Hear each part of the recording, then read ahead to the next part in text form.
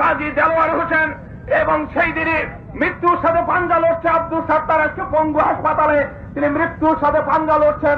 কেন্দ্রীয় কমিটি বাংলাদেশ ছাত্রলীগ কেন্দ্রীয় কমিটির তথ্য গবেষণা সম্পাদক ট্রাকের ধাক্কায় পড়ে গিয়ে তার ব্রেনে এফেক্ট করেছে, সেও সংকটজনক অবস্থার মধ্যে রয়েছে।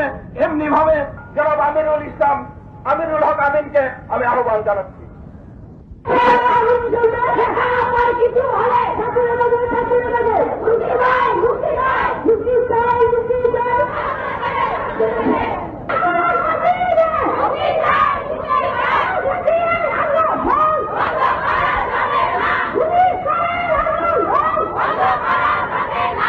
মাত্রাতের জন্য সবাইকে 1 মিনিট মনের কথা কামনা করছি। 1 মিনিট। সমস্ত সহায় যারা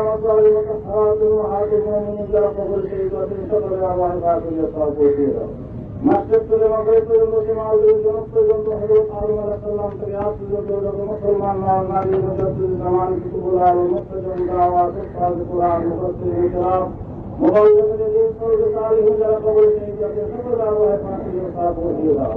ইয়া আল্লাহ সাহায্য করে